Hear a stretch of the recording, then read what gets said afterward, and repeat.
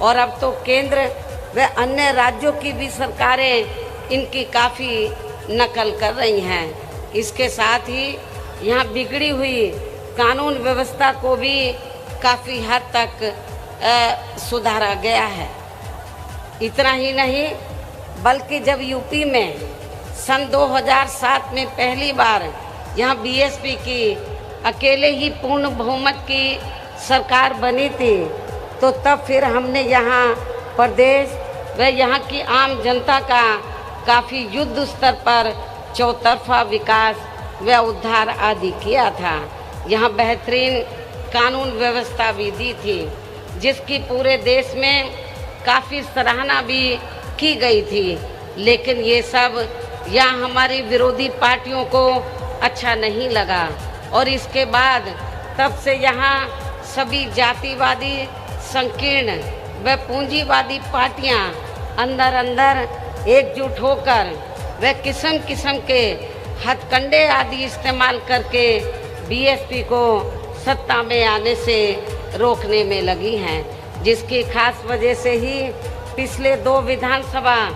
आम चुनावों में हमारी पार्टी यहाँ सत्ता में आसीन नहीं हो सकी है। लेकर के भी ये चुनाव लड़ सकते हैं, जिनका मकसद कोई चुनाव जीतना नहीं होता है, बल्कि अपने स्वार्थ में पर्दे के पीछे से खासकर सत्ताधारी पार्टी को फायदा पहुंचाने के लिए ही होता है। और फिर ये लोग उन्हीं के हिसाब से अपने उम्मीदवार भी चुनाव में खड़ा करते हैं। इसलिए ऐसी पार्टियों व संगठनों को अपनी जात बरादरी व रिश्ते नातों आदि के भी चक्कर में पड़कर इन्हें अपना वोट देकर कतई भी खराब नहीं करना है, वरना फिर से यहाँ बीजेपी सत्ता में वापस आ सकती है। इसके साथ ही प्रदेश में एक पार्टी तो ऐसी भी है जो दूसरी पार्टियों के स्वार्थी व टिकटार्थी किस्म के लोगों को अपनी पार्टी में शामिल करा के अपने कुनबे व परिवार आदि को बढ़ाने में लगी रहती है, जिसके शासनकाल में यहाँ की जनता खासकर कानून व्यवस्था के मामले में काफ़ी ज़्यादा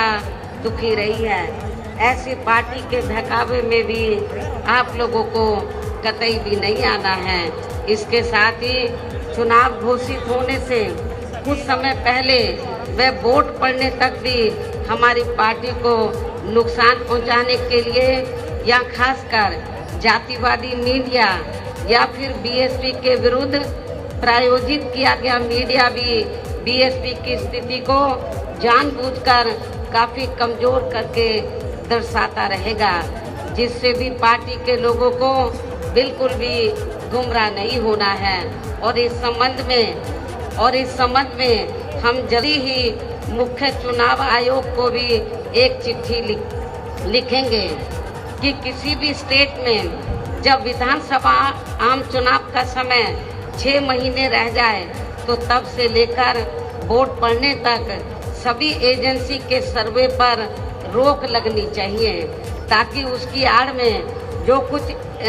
कुछ एजेंसी का धंधा चल रहा है तो वे बंद हो जाए तथा फिर चुनाव भी प्रभावित ना हो सके। जैसे आप लोगों को ये मालूम है कि बंगाल में जब विधानसभा का आम चुनाव चल रहा था तो वहाँ पर रिजल्ट आने से पहले तो सर्वे वाले तो ममता बनर्जी को बहुत पीछे दिखा रहे थे, लेकिन जब रिजल्ट आया तो उल्टा आया और जो सत्ता के सपने देख रहे थे तो वो उनका सपना चकनाचूर हो गया और ममता बनर्जी तो भारी बहुमत से वहाँ सत्ता में पुनः वापस आ गई। इसलिए आप लोगों को ये जो सर्वे वगैरह है इनके बहकावे में कतई नहीं आना है। इतना ही नहीं बल्कि अब तो चुनाव के नज़दीक बीजेपी की केंद्र व यूपी की सरकार यहाँ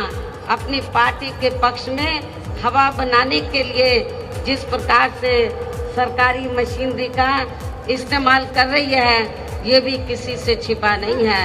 हो सकता है कि जब इससे भी इनका काम चलने वाला नहीं है तो तब फिर ये पार्टी आखिर में इस चुनाव को